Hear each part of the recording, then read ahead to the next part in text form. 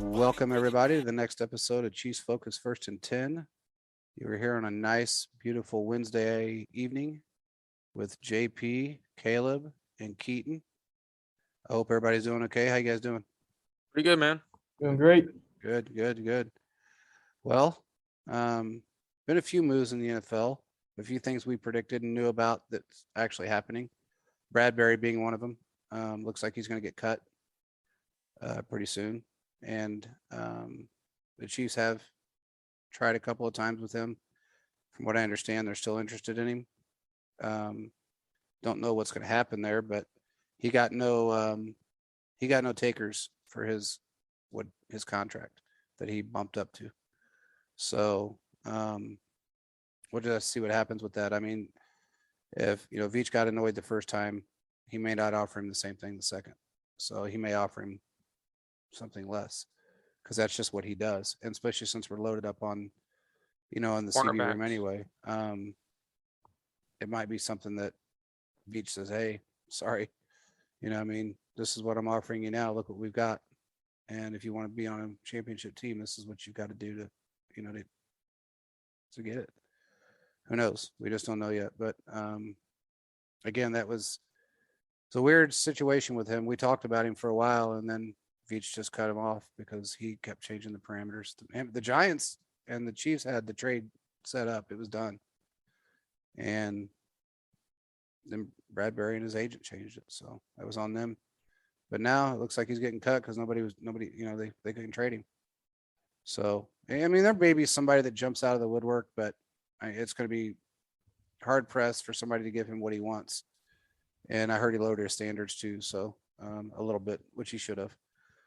He's not a top 5 CB, so you can't ask for top 5 money. That's kind of how it is. But anyway, what do you guys got? What's going on? What are you thinking? I think it'd be a good move if you bring him in because before the draft I said that you pretty much had no corners, no good starting corners. Now you have McDuffie. Other than Snead, I meant Snead possibly moving to the outside, like you said. But a guy that could come in, maybe help train up some of the younger corners because we have a bunch of them this year to be very valuable. Plus, he had 4 picks last year. He's only, I think I said, 28 years old, 6'1". He's a bigger corner. I think he would be a good ad if the price isn't too high. So somewhere between I'd be okay with 8 to 10 million, somewhere around there. Yeah, he was asking for double that. 16 to 20? 16. Well, he's not going to get that. No. Nobody. No one's going to give that to him. I'm sorry. No. I think it'd be a good move. I mean, if you bring him in, he has more depth to the cornerback room. The cornerback room is already in a good spot, but if they add him, there's a lot more depth that comes about. And if that happens, that's just going to help the defense as a whole. Now, the question is, if he comes in, what cornerback are we going to get rid of? I wouldn't be surprised if they keep 5 cornerbacks on the roster and they put a couple guys on the practice squad because they're already so deep at the position to begin with. And plus, injuries happen. I don't know if you guys remember, but the 2018 season, Mahomes' first year starting, the Chiefs ran with 5 or 6 cornerbacks. 4. No, that was 2019. Yeah, 19. It was 4. You're right. Yeah, they had 5. So I think they ran with 6, and they ended up only having 3, and they had to end up using Marcus Kemp as the emergency guy. Yeah, I think one of the emergency guy. And it's you can't be in that position. Yeah. So I kind of like what they've been doing overall, kind of building up that room. And because they're doing that, it's allowing them to have more players in order to be prepared. Because you don't know what's going to happen. Maybe Veach could package a trade, but it's really going to work out in their favor at the end of the day. And like we said, it looks like he's going to get cut. And hey, if he does get cut and he comes to the Kansas City Chiefs, that makes it better at the end of the day. And more. The one thing you look at is that they all play. Everybody knows that Veach doesn't value corners as much as he does safeties. But if you look at every one of our safeties or our corners that we have right now, they can play multiple positions, inside, outside, safety. And that's what he really wants. He wants versatile players. And Bradbury, I believe, can play multiple positions. So that's going to be huge. If he comes, I can't say huge, but it will be a help if he does come. Whether he does or doesn't, I mean, I don't know if it's going to hurt my feelings. I mean, What about you, Keith? if he can put up 4 interceptions like he did with the Giants, where he didn't play that well, that'd be pretty big. I mean, we weren't very good in takeaways last season in the defensive side of the ball. You get a guy like number one, like Lonnie Johnson, who gets 3 picks. You get a guy like him who has 4 picks last season. Yeah. Both bigger guys. They did say in the press conference that Lonnie Johnson's just going to play corner. They didn't want to flip flop him around or anything, because I think that's where the Texans messed up, trying to play him in a bunch of different positions, and instead of just sticking with one. And that's the Texans. So primarily probably why he was so excited to come here. yeah. But I'm excited for that. I think it's going to allow for great competition, especially if they bring Bradbury in. It's something that we haven't really had in a lot of years at the corner position. We haven't had a lot of competition. It's pretty much whoever's here plays. So it'll be the best guy wins kind of thing, which is a good situation to be in. Yeah, I agree. I mean, I think Fenton he played really well last year. I think Snead has played very well. We don't know what's going to happen with Baker yet. As far as if he's going to be, he may be that guy that's stuck on the practice squad. We don't know. He was in the doghouse pretty much the entire year. So we just don't know what's going to happen with him yet. But I mean, we've got a lot of depth there. That's for sure. Now we just got to finish up the defensive line, and we've already filled pretty much all of our linebacker positions, I believe. Well, linebacker is stacked. They're Stacked. stacked in position. Yeah. So, I mean, really, safeties are stacked. I mean, we got some rotational guys that can play safety as well, but that are corners. And really, if we shore up that defensive line, I think we need 1 or 2 more interior guys. Mm-hmm. And if Melvin Ingram, which I believe is going to go ahead and sign with us anyway, or I don't think anybody's going to outbid us anyway. And if they do, it's not going to be by much. And I think Veach will match it or just slightly beat it because he wants to play here. So it'd be great to see him back on the team. He helped us tremendously last year. Mm-hmm. He changed the entire defensive line, and he actually helped the defense. He helped the linebackers and he helped the secondary because he kept things at bay. So what do you guys think of the tender move by Veach?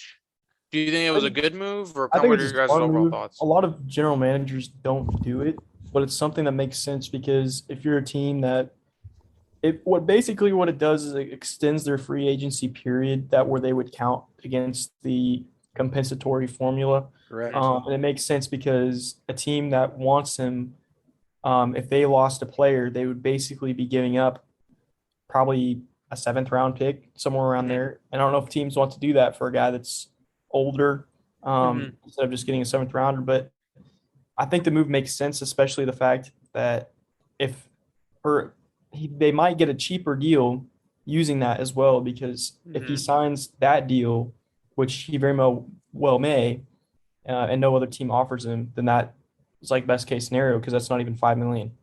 No. And also, there was another Houston got tendered as well.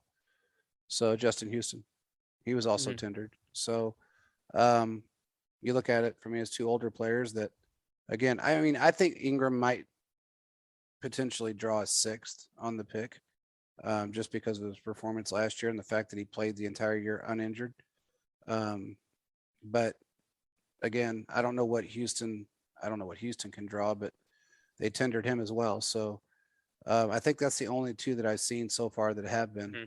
I mean, it would make sense why Veach had 4 7th round picks. I think literally all 2 of them, or 2 or 3 of them, were from the compensatory pick formula. So I mean, it's been really helpful that they've been doing that. It would have been nice to see if we get one from Tyron, or because he signed late to get it. Yeah. Yeah. Oh well. Yeah. We probably would have got a 3rd for Tyron probably. I find it weird that they do that on purpose because it was literally announced the hour after the deadline, and the Saints aren't even in the AFC, so they just did it just because they didn't want us to get better or something. I don't know. Yeah, it's possible. I mean, they just didn't want us to get the pick. So, I mean, they just don't want us to get any better. And that may have been also a little bit of, that could have been a little bit of from both sides. I mean, I can't say it was or wasn't, but I mean, it could have been a little bit of Tyron's influence. But I forgot. It probably would make sense for them because I think that would count against their compensatory It pick does. formula if they would have Mhm. signed him earlier than that. So I guess that Yeah. does make sense for them. Yep, it definitely would have. So anyway, it's going to be interesting. We're going to see, there's a few players the Chiefs are still working on, and we've got a lot of guys sitting in the waiting. And that's the one thing that I kind of wanted to touch on. We've got a lot of wide receivers right now, and Ew. people forget about some of the people that we have. I'm stoked as hell about Sky Moore. I've seen good and bad things about him. Somebody compared him to Jeremy Maclin to a degree, and I think Maclin. I mean, there is some comparison, but Maclin was a great player. So I think this kid's going to be. I think he's just got so much potential. He's just phenomenal player. I'm very excited about him. I can see him being rotated in fairly quickly. But I'm kind of getting tired of the Josh Gordon trash talk. People keep trashing him, but they have yet to see him play, and he never had an opportunity to play last year. So he never had an opportunity to learn the playbook, and he didn't get to play. Snaps were So very limited. I think he had like yeah. what 6, very like it had to be he a had little five. over He had 10 5 snaps. catches. He had like 14 snaps, and he had 6 catches and 1 touchdown. So I mean, you're talking about a guy that got signed week 4, and only had 14 snaps. So you can't really put much emphasis or blame on him, I should say, when he didn't have an opportunity. And they wanted him to learn the playbook. They wanted to keep him for this year. They obviously did for a reason, because they know he's got the talent, and he's definitely his football IQ is high. He's had some phenomenal years, even in with his quote unquote troubled years. He still had good numbers. I mean, up until he was suspended, but I think he's gonna prove a lot of people wrong. And I tell you what, man, I don't know about you guys, but I think Hardman's is gonna prove a lot of people wrong this year. I think he's gonna show out this year. One question I had was, we know Juju's a slot receiver, and that's pretty much what Sky Moore's going to be playing. I know he can play outside because he did in college and he played it well, but he's only 5'10". So, I mean, Juju's a bigger wide receiver. You think he'll play more outside this year since Sky Moore is going to be starting likely? I believe I so. wouldn't be surprised if go ahead, they Kel. have them all play different positions. Yeah, they're gonna rotate. That's what I feel like personally. They all could be playing like half the time Juju's going to be in the slide, and then half the time he's going to be outside.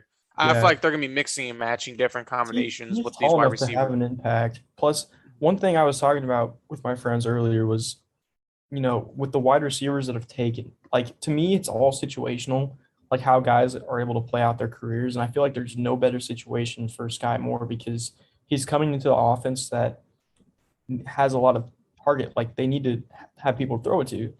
And if he'll command a lot of targets this year if he starts in the slot, number one, because our offense throws to the slot a lot.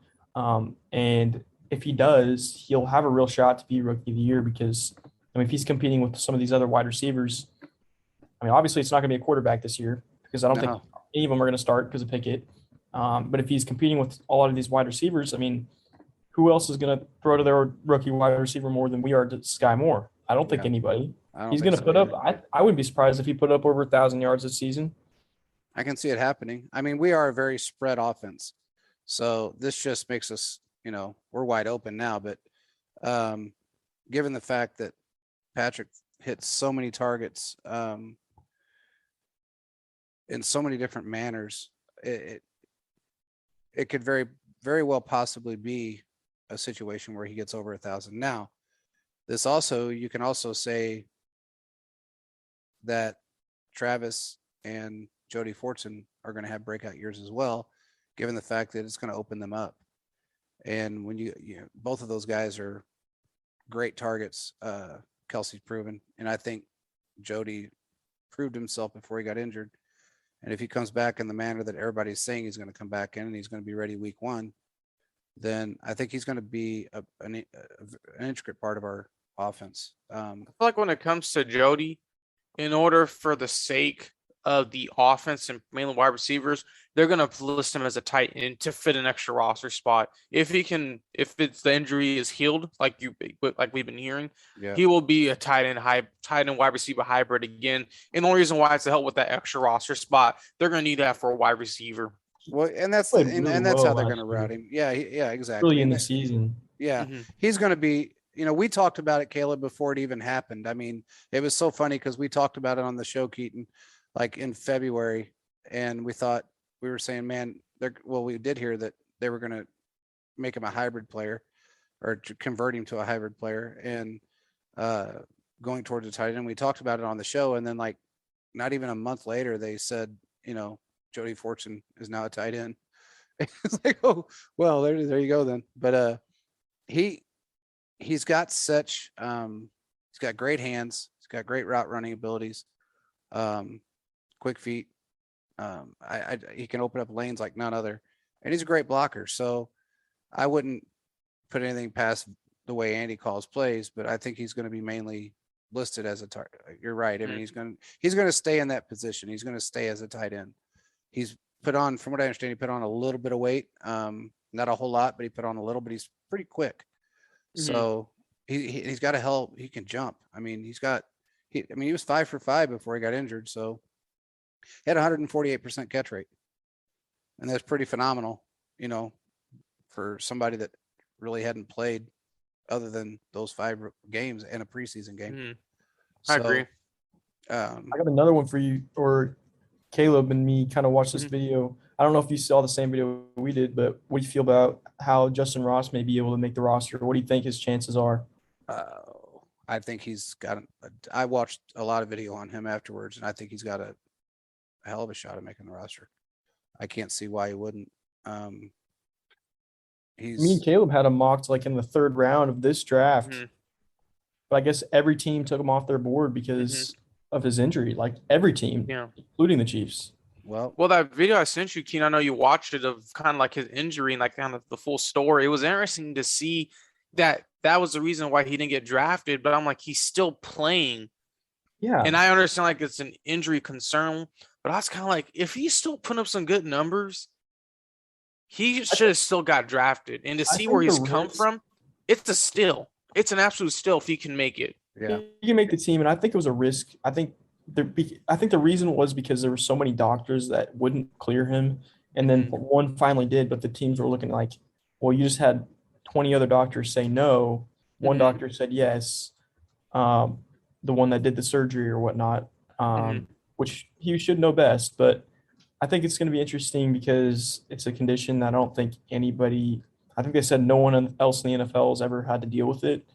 So I just guess that NFL teams didn't want to risk anything. But even the Chiefs, like I was dying for them to use at least one of the 7ths. I mean, because what do you got to lose? You're likely going to have to cut one of those 7th round picks anyway at corner. No, I agree. You can't take as many corners. So, but I don't know why. I'm sorry, I ahead. didn't mean to cut you off, but I mean, the Chiefs are very they're very frugal when it comes to injuries, and they want to make sure that their team doctors especially are very. You got to pass an eye test with them. And that's one of the reasons why Melvin Ingram didn't get signed the one and only time he was here prior to being signed with us. It was because he wasn't fully healed. So I think for the Chiefs to go after him, they had, and I know when they got him, but in the same aspect, I still think they did their homework. And they probably talked to the doctor that did the surgery. And also our team doctors talked to the doctor that, did the surgery and thought, well, you know what? What's it really? It's not really a risk at at that pick, and it's not going to affect us either way. So if we grab him and he doesn't work out, but I think he's got an opportunity to work out. I think he's going to be fine. It kind of surprised me because they did this kind of the same thing with DK Metcalf a couple years ago. They took him off their board completely, and Beach even said it because of his neck injury in college, and it turned out that it was completely fine, and he was able to play, and he's obviously a stud now. But it was just funny because we're thinking guys like, I'm sure me and Caleb both were wanting Justin Ross in the 7th. Well, it's a guy that wasn't even on the Chiefs board because of medical concerns. Same with Nakobe Dean, and we didn't even find that out until in the draft. round. Yeah. Yeah. So Yeah. It's Well, kind of I mean, interesting. Go we ahead, did the JP. same thing. I'm sorry. We did the same thing with was it Trey Smith that had blood clots 3 years ago? Yeah. Yeah. And we picked him up and he ended up being one of the best in the league. So his rookie season. So sometimes doctors, they're not always right. And it just, we've proven that a couple of times. So, and DK Metcalf proved that. So it just goes to show you that there's times that, some doctors are a little bit more cautious than others. But if the guy can play and it's not going to really affect his livelihood and he's going to continue to produce, especially in a system where he's going to be able to rotate in and out, I don't know if that will really hurt him long term. So, and that's what I was thinking too. If he somehow makes the roster, the constant switching and packages they can make, it's only going to benefit his health. Like all the players' health, honestly. Exactly. Did you see the part in the press conference where Brett Veach, I guess, was told by Clark Hunt that the only thing they couldn't do for next year's draft is trade the first pick? I thought it was kind of funny because we were talking about maybe they wouldn't trade it because it's in KC. And I guess that ended up being true. And then Brett Veach was laughing because he said, well, the Raiders didn't even have their first 2 picks this year and they hosted the draft. That's true. Yeah, very true. They said that the draft room is going to be in Union Station possibly, so that like only the Chiefs draft room will be in Union Station, so they can be like around the. That's awesome. Yeah. I can't wait for that next year. Yeah, it's going to be awesome. It's going to be a great time. God, have we? I don't remember the last time if we did host a draft. I don't think so. I think it's the first time. I don't think we ever have. Yeah, we've never hosted a major event. No. But we never were, we were always a low market team that didn't get a whole lot of recognition, no matter, what decade it was. We never really got the recognition. Even in the 90s, we didn't get it, and we really kind of deserved it to a degree. But with some of the monsters we had playing on our team, but we didn't get that recognition. But we didn't make it to a playoff. We only made one AFC championship game and never got to a Super Bowl. And we've never had a consistent group of guys and a coaching staff that can get us there every year like we do now with Andy and Spag. So but if it looks anything like Vegas did this year, we better get there early. Oh, we will be getting there early, I promise you. JP and I are trying to get some stuff in the works. So yeah, definitely. We might have to be able to get there. Well, we may be able to get in really early, but Vegas is Vegas. Look, my wife had to really rub it in my face because, I don't think she meant to, but yeah, she might have. But I was supposed to go to that draft and I'm in KC and still here, by the way. And she said, yeah, I've been watching the draft. And I said, what? She goes, it's crazy how good it is down, at Fremont. I mean, everything's just everybody's so happy and they're doing this and they're doing that. They changed the name of the streets. They're doing all kinds of stuff. And I'm like, really? And she goes, yeah. She goes, it's so cool. And I said, well, it's Vegas. They go over and above, when they do things. It just is what it is. So, and the fact that it was the first one there and, they made it a big, big deal. It was a big deal. I mean, they did a lot of crazy stuff. They changed the name of some of the streets and actually changed them for the draft. And she made sure she let me know about all of it. So I heard they were going to row the players up by the boat from the because they had the little draft where all the players were on the lake or the fountain area of one of the hotels. Yeah. I heard that they were going to row each player up on a freaking boat.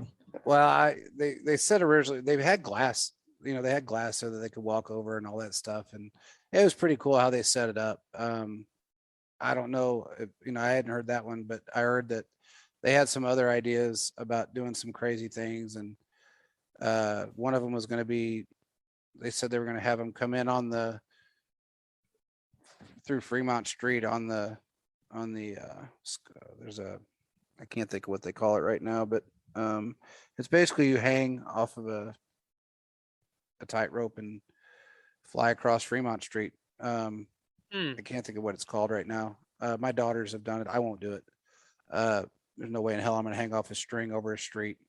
Not going to happen for me, but and then jet for 35 miles an hour, 6 blocks. I'm not doing that. It's not going to happen. The zip line? Zip line. That's it. Couldn't think of the name of it. Hell, my 12-year-old did it when she was like 7. And I'm like, you're out of your mind. I ain't doing that. But whatever, people do what they want. I don't like that height kind of stuff. So, but it was pretty insane how nice they had it. They really went over and above in Vegas for it. And I'll give them that. They did do that. Speaking of the Raiders, real quick, I spoke to a guy tonight that is a diehard Raiders fan. We had about a 2-hour conversation, and he was one really nice guy, born and raised in California, and now lives in Arizona. But I asked him, I said, just out of curiosity, I said, what do you think of what you guys have done over the last, say, even through this draft and then last year, and given the fact of your quarterback position, what's your opinion? And he's really knowledgeable about football. And he said, I don't understand the extension with Carr. And I said, I was curious about that. I don't understand it either. But he said, maybe 1 year. But he said, to that kind of extension, he said, as much as I'm a diehard Raiders fan, he said, he's not the guy to get us over the hump. And I said, yeah, he's proven that a few times. I said, he's been here. This will be his 9th season. And, he went to one playoff game and got got hurt and didn't play. And then he went to another one and got beat. So I just don't know. I don't know if he's the guy that's going to get you all the way to where you want to be. He wasn't real pleased with his draft either, with what they did in the draft. He didn't think they did very well. And a lot of people didn't grade them very well. I don't know if you guys have seen some of the grades that they put on the Raiders draft this year. I didn't see what grade they get. Probably a C, I'm guessing. A lot of them got C's, C minuses. A couple of guys gave them a B, but I don't think they did that well. They haven't drafted well, like historically. Like the last couple drafts, I think they had 3 first-round draft picks whenever they traded away Khalil Mack and Amari Cooper, and they ended up drafting 3 guys who I don't think any of them will get an extension. So that's horrible. And then one of them, what? Sorry, go ahead. I didn't interrupt you. Go ahead. Yeah, one of them got cut. The other one's Josh Jacobs, who they may or may not resign. I'm sure they will, but they didn't pick up his 5th year. And then the other guy was their safety, who's just okay. He's like mid, but their wide receiver, obviously everyone knows about that. So yeah, and that and God, sadly he could have been really good. He was a well, doesn't matter at this point now, but yeah, he could have been really good, but he could have had a hell of a career. But anyway, he just kept saying that he was blown out of the water how great the Chiefs did in the draft. And I said, yeah. He said, I watched like 4 or 5 different shows, and they all said the Chiefs, in their opinion, did better than anyone did in the draft as far as picks of need and the players that they picked for those needs. Nobody could have done better than they did. And that's including, the Jets that did really well, the Giants that did really well. They just said the Chiefs just made themselves so much better. They set themselves apart. They really did. Sometimes it's a little skewed because I feel like teams that don't have as many first-round picks are unfairly graded sometimes, but you have to look at what they gave up versus what they got.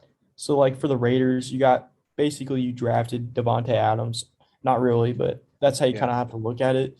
But I think for the Chiefs, if you pay attention to PFF, which some of their grades are iffy, but if you pay attention to their draft board, which me and Caleb thought coming into this draft was the most accurate one out of the ones we looked at, they had us they had McDuffie as the number 10 or 11 player in the whole draft. They have Karlaftis as the number 10 or 11 because they were right next to each other. Mm-hmm. Then they had Chanel as a top. I think they said that he was like 32 or something like that out of every player. And then they also had both Sky Moore and I think Darian Kennard was also very high. So if you pay attention to their draft board, I think we pretty much got the highest value we possibly could have at each of our picks. Yeah. Oh, for sure. Yeah, without a doubt. And again, they went after players, that will fit within our system and our scheme and positions of need. And I don't know that we could have asked for much more out of a draft than we got. This, I would say this is arguably probably the best draft each has ever had. And again, you can say that about first round draft picks, but not always there's a lot of times first round draft picks don't work out, and it's because of one, they go to either a really bad system or team. I mean, the Texans, aka the Texans, or the Jets, the Browns, and it's not just about coaching; it's about organization. And you can pick some of the best players on paper, but it doesn't necessarily mean they're going to convert to the NFL. Most of your guys, first round draft picks, in my opinion, I would rather have a fourth round draft pick over a first round in a lot of instances, just because they're the hungrier guys. For fourth round, fifth round, sixth round, seventh round undrafted. What did we sign us? I think we ended up picking up 7 undrafted free agents. Is that right? Yeah, we do that better. Let me check. I think we're about at 10 right now. Is it 10 now? We signed some guys. I think we signed a quarterback from Kansas. Yeah, we did. From K-State, which I think most of those guys will just be bodies for rookie minicamp, have someone throw the ball to them, stuff like that. But a lot of them do have an opportunity to make the team, such as, we've seen in the past, Daniel Sorensen, Ben Neiman. There's Jody Fortson is another one. Yeah. These are guys that can come in and make plays for us. So it's never, you may not know any of them now, but you will. Justin Ross is obviously the flashy name, but there's other guys there that could. Look at Darrell Williams. Darrell Williams is undrafted. So, no matter how you look at it, those are the guys that they have a chip on their shoulder, but it's the right chip.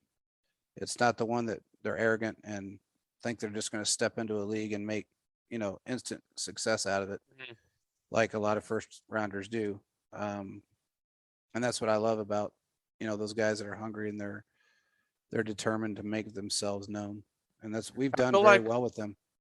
I feel like the one of the free agents that could make the roster, obviously, besides Justin Ross, is Jack Cotrain. I don't know if you had have a chance to see him. Yeah, he's a linebacker. He's a pretty good linebacker. South Dakota. Yeah. Yeah. He's pretty good. Yeah. So I think he has an opportunity to make it. Maybe he'll do some special teams, but hey, that's that depth. And he's cheaper than a couple of the linebackers the Chiefs have signed for millions of bucks when they be paying him hundreds of thousands. So yeah, it's something there obviously to look at too. This year specifically, I think it's going to be interesting to see who we cut more than who we keep. That's been hard every year for this last 4 years. There's going to be so much depth. Yeah. Like this year, we're going to have more depth than we've had in the past. Some good players are going to get cut. Oh, yeah. No matter how you look at it. So it'll just be interesting to see who they keep out of those guys. And obviously, if he can make the team, Justin Ross, that even lowers one other roster spot. So we'll see who makes the team. But I think it's going to be interesting to see also who maybe they let go of. And with that, you may see some of the guys that we have right now that may, whether it be practice squad guys or guys that are on the roster, that may end up getting cut for somebody that we have right now or traded, in some kind of a strange, weird way Veach works things. He may end up trading somebody for somebody else. You just don't know how to work out. But we're going to see a lot. There's another wave of free agency, and we'll see how our cuts, I should say, in free agency. So we'll see how that works out. But when you draft this much talent, nobody's safe. No matter how you look at it, nobody's safe. Even Patrick Mahomes? Well, he's safe. I'm being funny. Yeah. He's not going nowhere. They're not going to let Dustin Crum take his spot. No, I don't think he's staying. I don't think Michelle's, but when you really look at it, that's a tough thing. And last year I was Caleb and I sat here and like, damn, this is going to be tough. The year before was really the same thing, because it was just a tough year. He's done very well. He did. The Willie Gay year, he did well. Last year he did extremely well. And he went after all positions of need. But the difference was last year, I think a little bit more than it will be now or the year before, is most of those players were already gone, prior to us drafting. So we knew the guys that we were getting were going to be starting, especially on the offensive line. And he did such a hell of a job bringing in Orlando Brown and Joe Thuney and, just doing what he does best. This year is going to be, I think, probably the hardest of the 4 years I've seen with Veach in the Veach realm or, the Veach era of of cuts. This is going to be a tough one. I think it's going to be tough for all those guys, coaching and Veach alike, because that's a tough situation to be in. No matter how you look at it, when you're cutting somebody and you know that player is really good, but you don't have a choice but to cut him. Somebody. Is it possible to expand the practice squads this season, or at least come to this offseason? I think they're going to continue with the COVID one. If I'm not mistaken, they're going to continue with that part of it and give you that extra little room there. How many players extras on that? I can't remember now. Squad? I don't know. I don't know. I can't remember if it was either 2 or 3. I can't remember for sure. And then because that could be the difference. They could stockpile some talent there. And IR. That actually does help the team a lot. I mean, having the expanded, it says about 16. So the NFL increased the size of practice squads to a maximum of 16 last season. Practice squads were originally set to increase from 10 to 12 in 2020, but then COVID happened, so they raised it to 16 to help. Yeah, keep. And I think it's staying there, so I don't think it's going anywhere. So 16 players. Just bump it up to 20 at this point. Well, I mean, if they do what they say they're going to do, and we're going to see another team in the next 5 years, they're probably going to have to anyway. So. Come on, where? I don't know. Who's getting a team? I don't know yet, but they said that last I was told that they may be expanding. We'll have to add 2 teams in. You'd have to add pretty much 4, I think, right? No, you could get away with 2. But if you'd add them to a division, then how would that work? I think there's one. Isn't there one division or 2 divisions that still have 3 in there? I don't think so. They're all balanced. I'm pretty sure. All sure. balanced now. Yeah. So they would have to add 2 at least. 2, at least 2. But then, what division would they play in? It's kind of a weird spot because you don't. If you add another team, how they would do it. You'd have to have 5 teams in a division. Yeah. Well, didn't the Chiefs have that back in with the Seahawks originally? We had 4. We had okay. We had no. Yeah, we had 4. Let's see. We had the Seahawks, the Chargers, the Raiders, the Chiefs, and Broncos. So we had 5. And then we dropped. The Seattle went to the NFC with the expansion, and we dropped down to 4. But then there was another team that came in, and I can't remember who it is now. It wasn't the Texans. Texans? Maybe then the Texans. They were early 2000s. Jags were also early. That's true. So I think it went. Some of them had 5, and some of them had 4, but it's not going to change. I mean, there's no rule that says they can't have 5, in one division. So especially if it's one of those divisions that's been really bad for a long period of time, they may just want to be bumping up the market a little bit, But I did hear that there may be a team, and again, I heard some more stuff about Washington again today and yesterday about their situation, and it looks kind of bleak for the ownership right now. So we don't know what's going to happen with them, but somebody had mentioned that they planned on expanding, and it may be part of this NFL Europe situation that they're doing. They're trying to expand, and with the NFL Europe. So, and this is my thought: why don't they just make NFL Europe like the farm league? You send all your players over there to playing games there, and you can kind of scout talent and bring them over. Kind of like what the CFL is. It's not as big over there. Oh, it's huge now. It's not as big as soccer, but it's pretty decent. It has a decent following. It's second to soccer in Europe. It's second to soccer right now. Because nothing's going to be soccer. The last 3 years, that's what's happened. Would that suck to have to be a team to have to travel from Europe to play every single one of your games? Yeah. Did you notice that? Now, okay, I could be completely off, but I could have swore that we were the team that was going to Germany. Yeah, we were supposed to play the. I don't know why. The Chiefs should have went to Germany. Yeah, they're not now. It's I Seattle was under the impression that we were confirmed. That was a thing. It was confirmed, and now it's Seattle and who was it? Seattle and somebody else.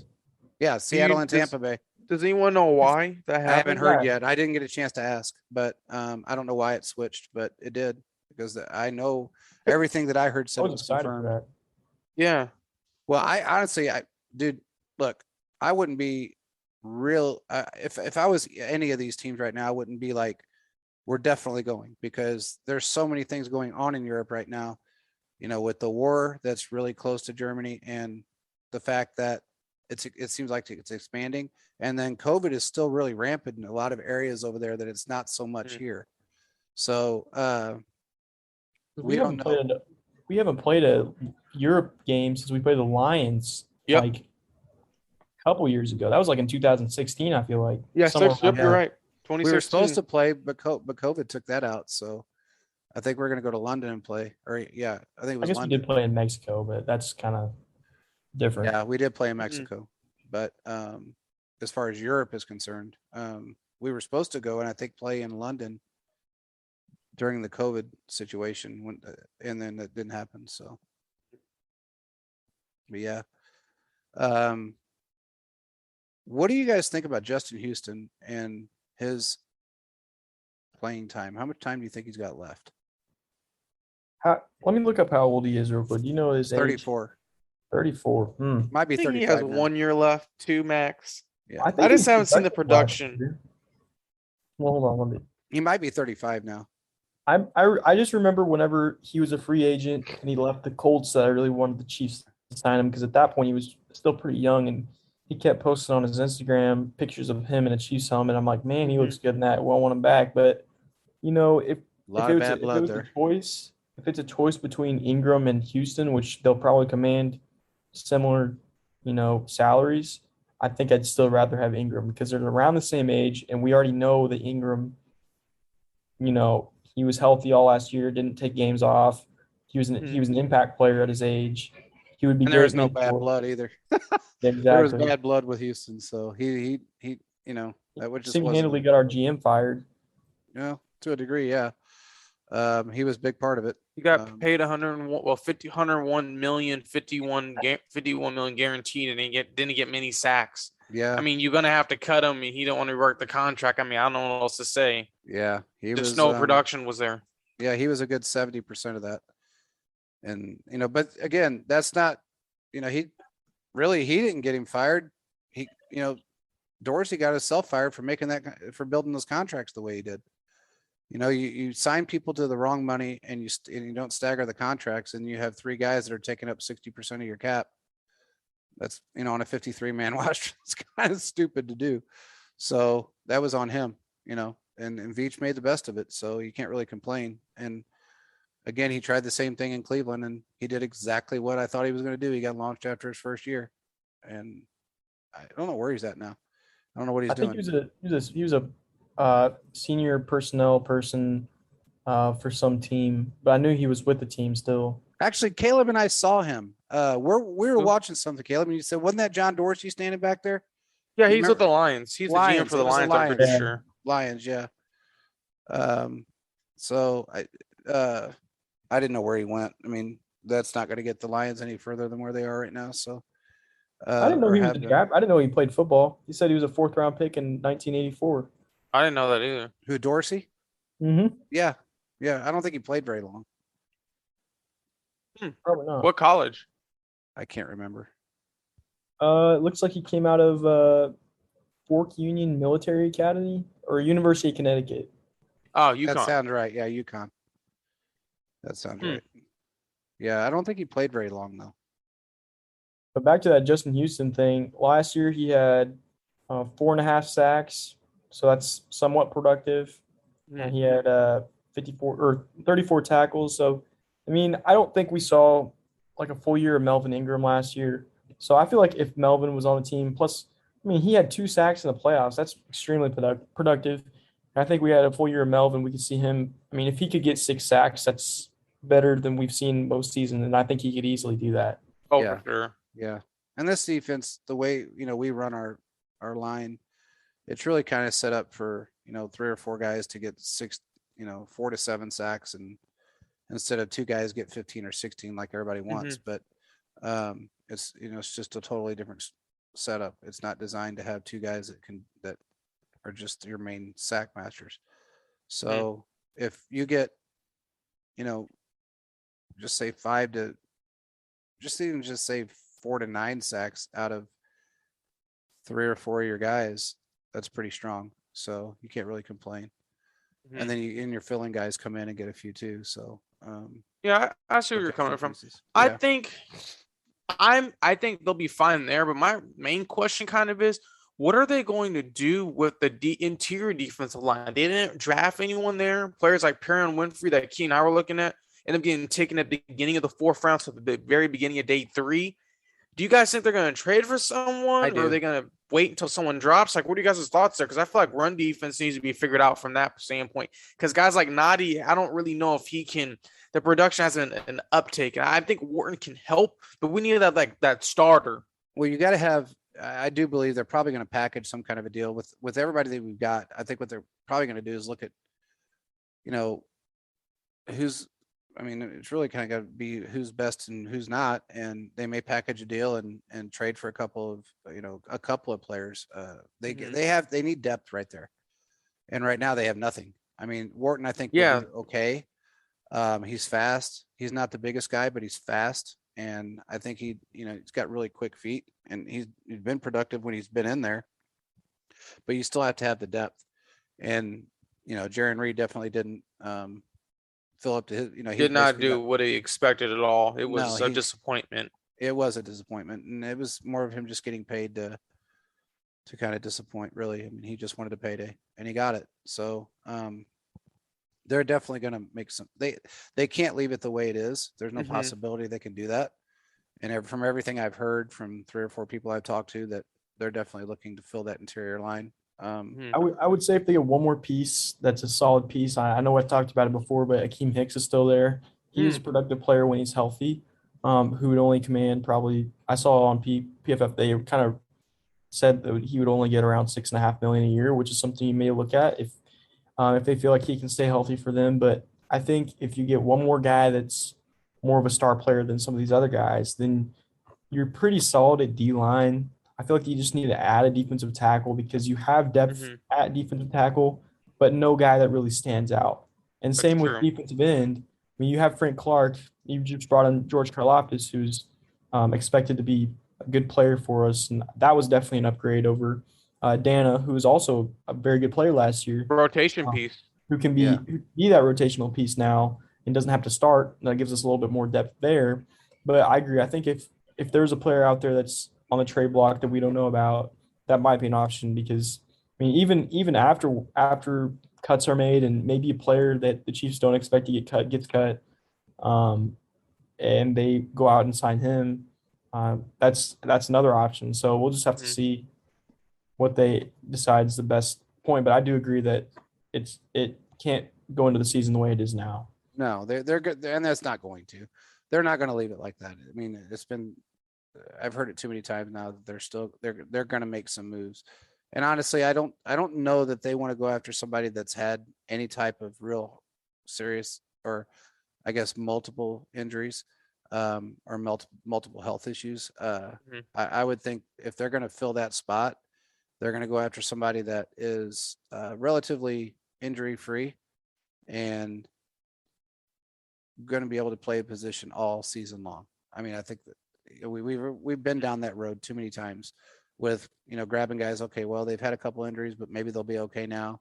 What about Colin Sanders? I know he's had some injury history. Do you guys think he might turn around this season? Or you think they're just kind of done with that experiment? I knew that he said something on Twitter like he's been disappointed with the way he plays and he's gonna come out and play well for the team this year. But honestly, I mean, he's had time to prove it. He's been put in starting roles but he just hasn't been able to stay on the field, whether it's from injury or whatnot.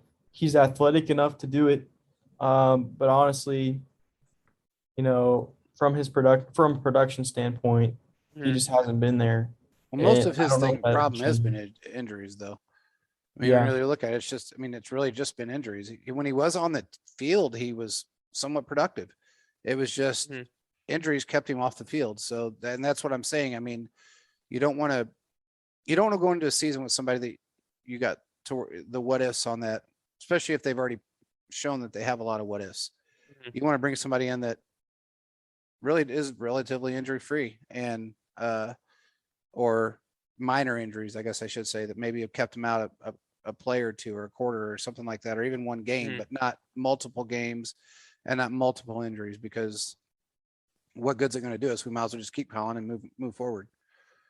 I mean, that'd be kind of insane to, even consider. So I would Mhm. I would definitely say they're going to go after somebody that's young, strong, healthy, and ready to play, and they've got a little bit of money left to play with, and I think they're going to be able to do that. So Could Josh Allen be the answer? I know they I, just picked up his 5th-round option, but you think they could? He's- I mean, Isn't he stranger I more think things of have he a definitely happened, could be.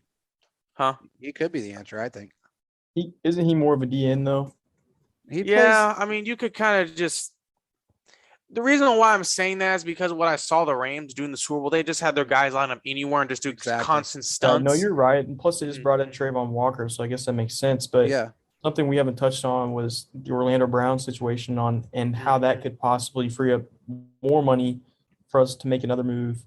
I know we could True. also restructure Mahomes, but I don't know if they'll do that this late in the season, off season. There's not too many players left to sign. But if they were to sign Bradbury and they needed a cap space, and I know Brett Veach touched on it in his conference that it's probably the next thing that's going to happen is the Orlando Brown contract negotiation. I know he doesn't have an agent right now, and who knows if he's going to negotiate by himself or not, or if he's going to get an agent. But if they're able to free up some cap space with that move or multiple moves, I think you'd have a lot of money to work with if you wanted to make a trade for a star player. there's another situation going on with Orlando Brown that I'm not going to speak about, but I mean, not a situation, but a scenario. I'll put it that way. And I'm not going to speak about it yet because it's not my place to say anything, but and it's kind of somewhat off the radar a little bit, but there's a couple of things that can happen with him. And as much as I would hate to see that happen, or anything, happen that way, but I think he's, there's a couple scenarios that can go on with him. So I've already heard this, and I told Caleb, I think off the air, what they were doing with him. But I can still see him being in a Chiefs uniform next year. I'll leave it at that. But there's a couple scenarios with him that can go different. And I don't know if he necessarily wants an agent at this point. I don't know where he's at. Yeah, I think he does. He pretty much does everything by himself. He does. And to some degree, I don't blame him. I mean, some of these agents, there's shady bastards, but there's a situation going on in Baltimore right now. And I'm really kind of almost to I've heard this before, and I've told Caleb this before, and it makes me kind of wonder, man. I don't know how they're going to extend Jackson. And so far, they haven't offered him one. I bet he's not happy. They have done nothing to help support. At this point, I don't know if they're just going to run a read option offense or just a run base offense. They have no wide receiver weapons because no wide receiver wants to play there. Hollywood Brown played Oklahoma where they were doing spread offense. He doesn't want to be there. I mean, I don't blame him. He wants to get the ball instead of blocking all the time. Yeah, everybody trashed him because they said he wasn't any good. I mean, no, it's not that. It's because they're running running offense. They run the ball. It's like Go ahead, JP. Sorry. No, you're right. No, I was just said exactly. Mm-hmm. Yeah. I mean, it's Rashad Bateman into. I mean, he's a really good player that didn't play it much last year, but you're completely right. They don't really have anyone outside of Bateman, and they can't go into the season with what they have right now either. So. Well, they're not. I know Lamar's not happy about anything. I mean, they can sign Julio, but he's going to be hurt for 8 games of the season. Like Sammy, that's just being honest. Yeah, there's no doubt about that. And they may end up signing him, but I can tell you now, Lamar's not been happy for a little while. I mean, every time they make a move, he has no clue it's happening. They haven't consulted on him with him on anything. I mean, and he's made it very clear, even on Twitter that it's like, what the fuck? I didn't even know about. He was mad. He went like that. Well, don't blame him.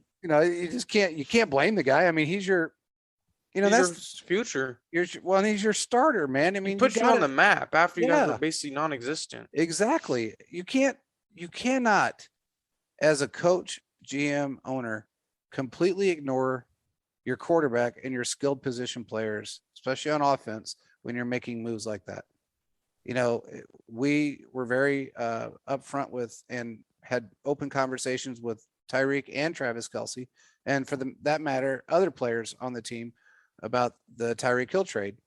And they weren't left in the dark. They had no, honestly, I think if Mahomes would have said, no, I don't want this to happen at all, it probably wouldn't have happened. But they presented both sides, and,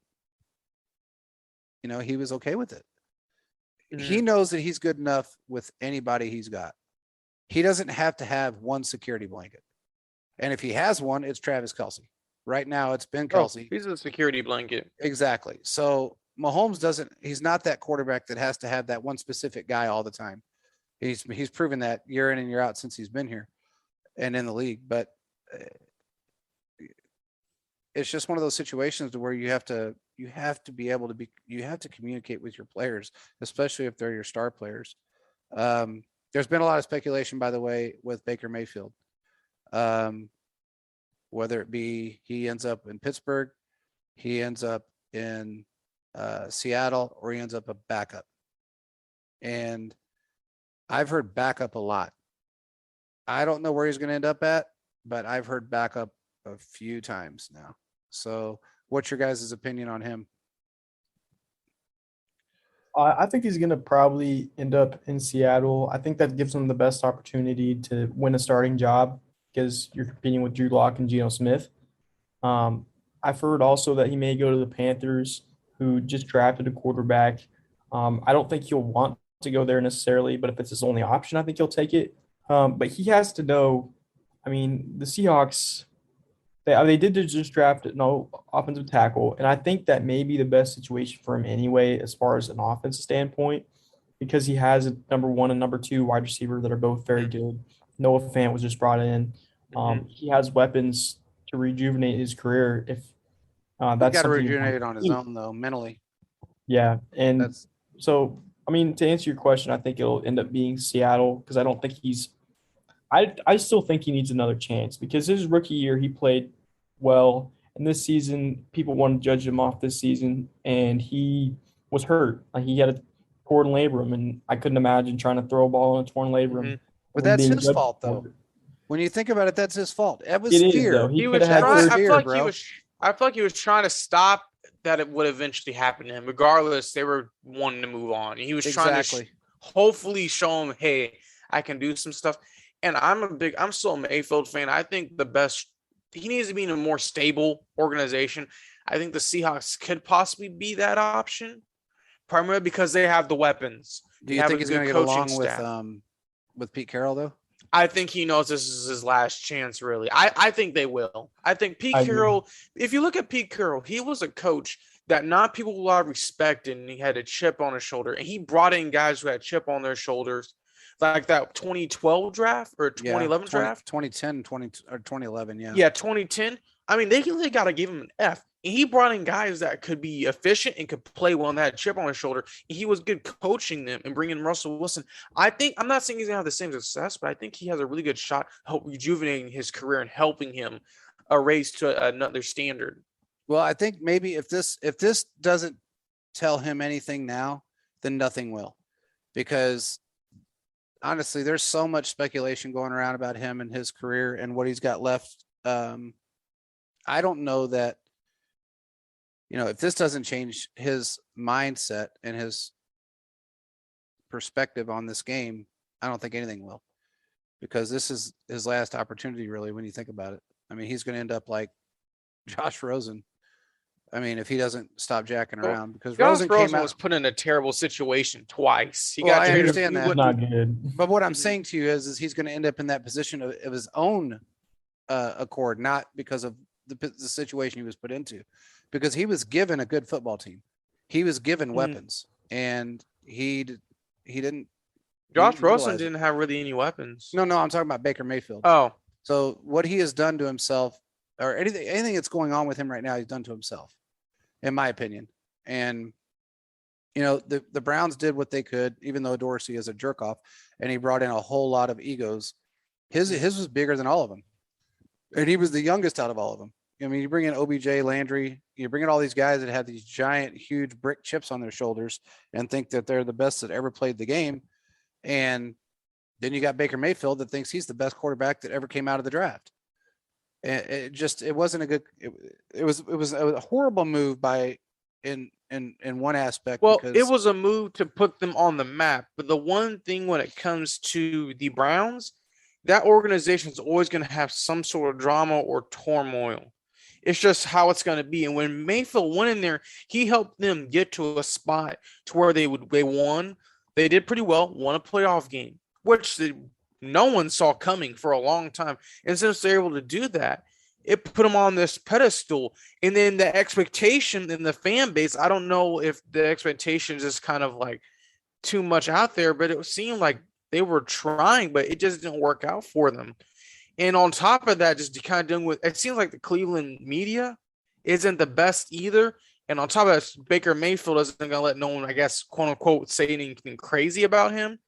So that's going to cause a lot of problems too. So it's kind of like a whole lot of issues coming together. And a lot of personality conflicts. I feel like Cleveland is a good sporting place, but the expectation due to the history of not being good is kind of risen to a level, and once they get some notoriety, they can't match the expectation that everyone wants them to be. Sometimes it's going to take a couple seasons to get to that point.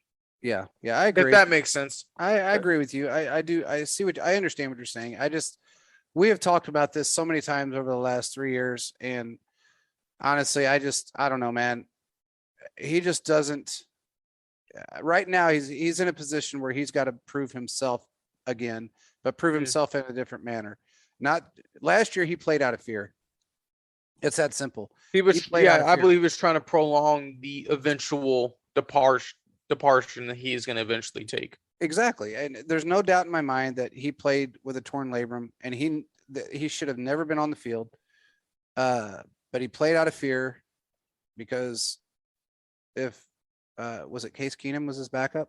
Is that correct? I think so. Yeah, if Keenum can play, if he would have stepped in and outplayed him and gained the respect of that team, he'd have been benched anyway.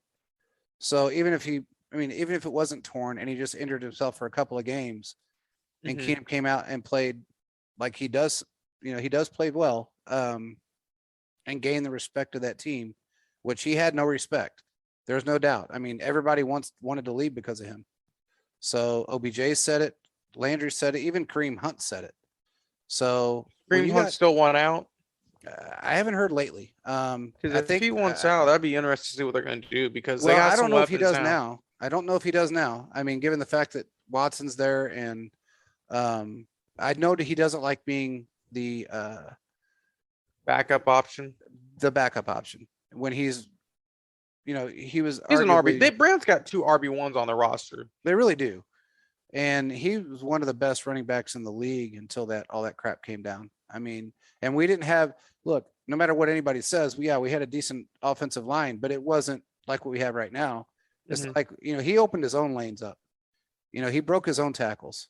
And, it sucks what happened, but he should be starting somewhere. He should be a starting running back somewhere. Even if it is an average offensive line, he's going to be able to exploit that. So another guy I think is kind of flying under the radar here, who might be just the best, you touched on earlier, might be the best remaining free agent out there, is Odell Beckham. I want to see where he ends up. I don't know if the Chiefs are even an option at this point, but it'll be interesting to see how he comes back from the ACL injury, because we saw how well he played even in the Super Bowl last year. He probably would have been Super Bowl MVP had he not got hurt that game. So it'll be interesting to see what his market's going to be. I think the Patriots are a good fit for him. What do you guys think? I can see the Patriots. I also want to be surprised that he ends up signing with a team that really needs his services. More of his leadership. Similar to, leadership, yeah, his veteran leadership. Yeah, that's with a good quarterback. I think he got enough of playing with mid-tier quarterbacks when he played for the Browns, and I think probably the Packers. Yeah, I can see that. That's what I'm seeing right now. And I it could be be wrong. safe. Or the I Ravens think you're even. right. I mean, I think it's actually a very good observation because he'd be protected more.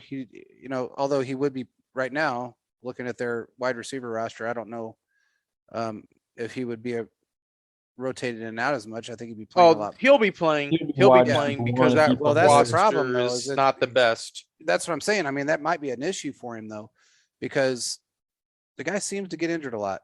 I mean, he's been injured a lot, and I don't know that playing, 80, 90% of the snaps every game is going to be beneficial to him at 29 years old, especially after all the injuries. I just don't know if that's a beneficial thing for him right now.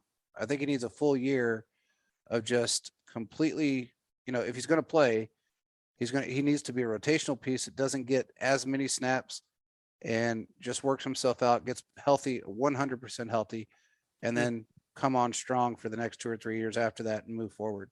That's possible.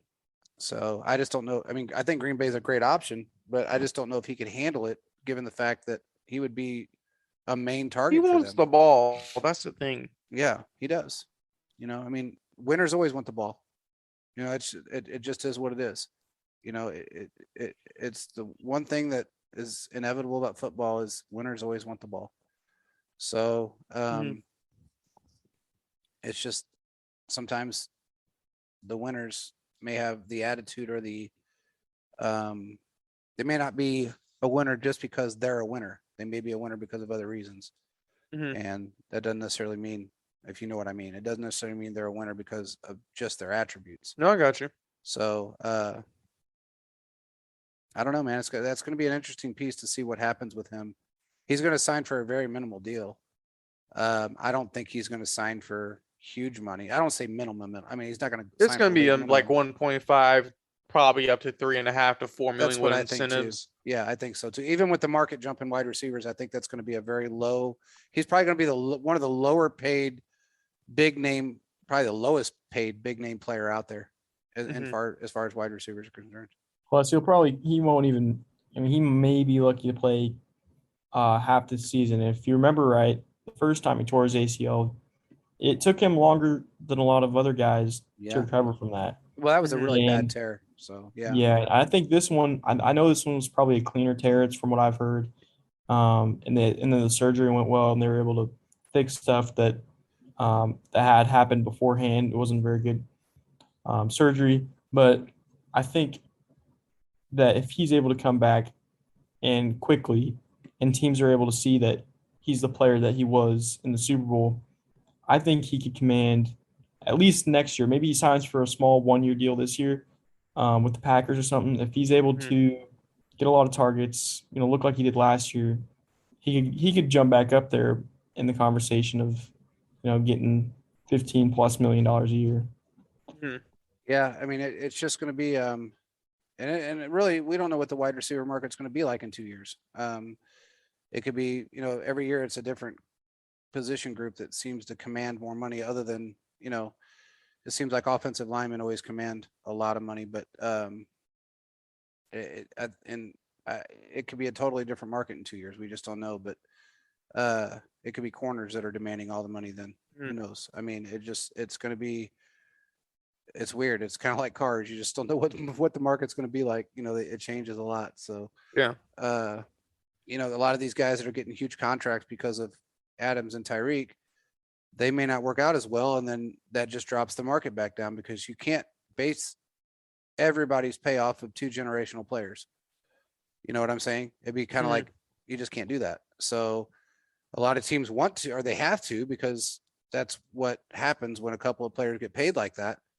But they find out relatively quickly that it doesn't really pan out for them. So we'll just have to see how it ends up playing out and go from there. But I can see him getting, if he plays well after, because I don't think he's coming back. He's definitely, if he got signed, he's not going to be a week 1 through 5 start player. I mean, he's just not. So if he comes back week 6, week 7, and he plays really well, shows vast improvement, he might be able to pull a $10 million, maybe a 2 or 3 year deal, 10 million a year, something like that, 10 to 12. I can't see him getting anywhere near the $20 million mark again ever. And I don't know. It's just hard. It's hard because it sucks. He was great. He was a great player at one time. Mm-hmm. So it's just a tough situation. It is. It is. But what are your thoughts, Caleb, on I've heard some good things about Omar Bayless here recently. What are your thoughts about him right now? What do you think his chances are of making the roster? I think he has a good chance. If he does, he's probably going to primarily play special teams in certain instances.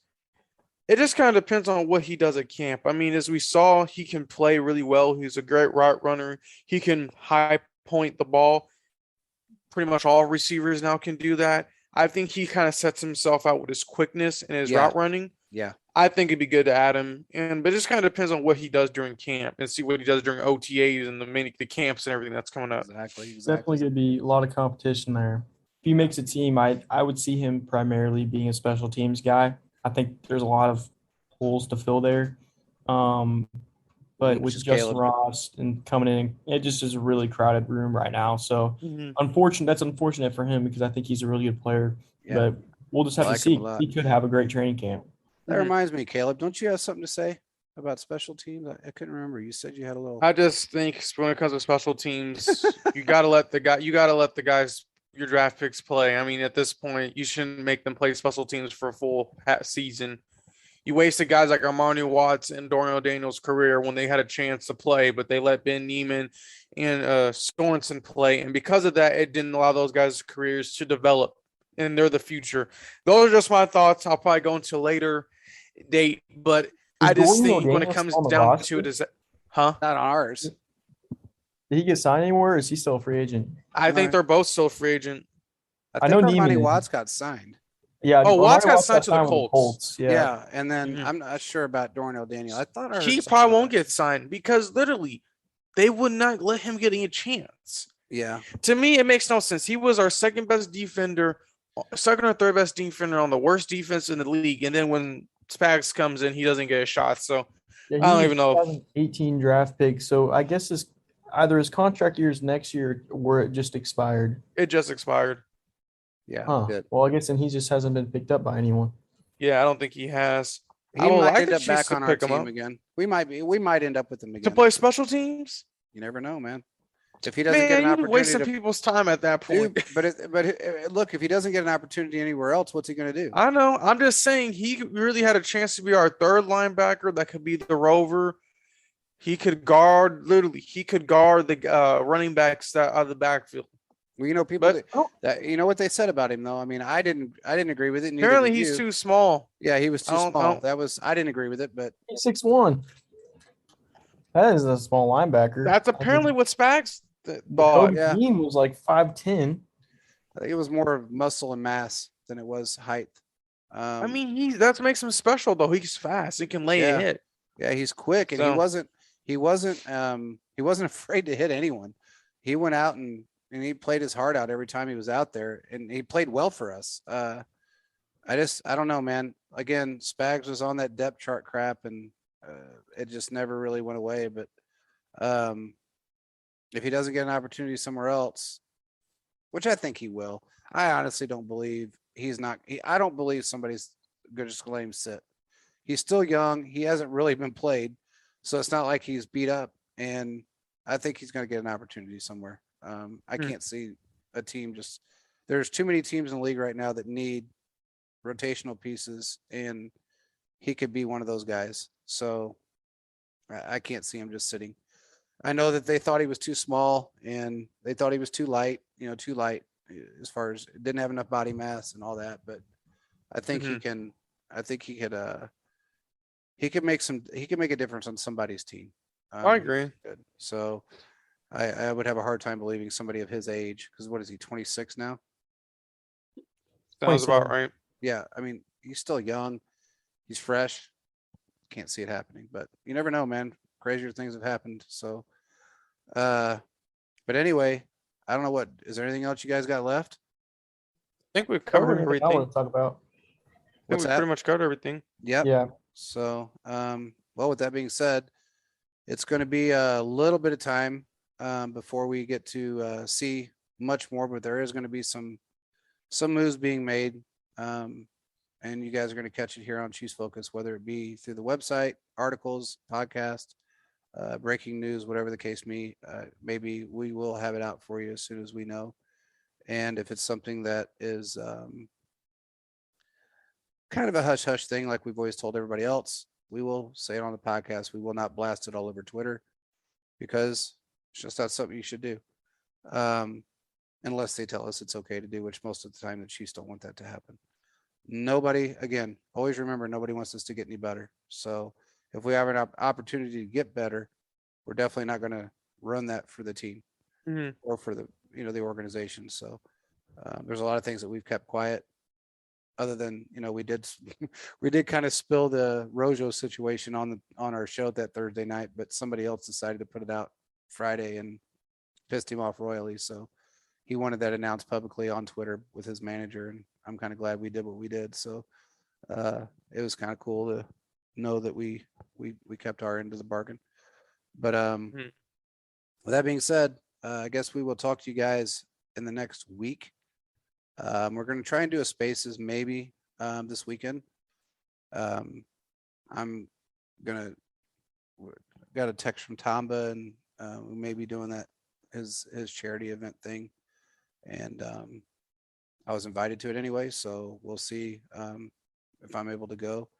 I know I'm still going to be here, so but anyway, with that being said, I hope everybody has a great weekend and or a great week, I should say. And if you follow us, check us out, chiefsfocus.com. Follow us on Instagram, follow us on Twitter, follow our Facebook page. We've got more writers coming in. We're going to have some more stuff coming out on YouTube soon. We brought in a pretty good editor, and we got more things to come. So with that being said, we will talk to you guys later. Next time, Chiefs Kingdom. Yep. Peace out.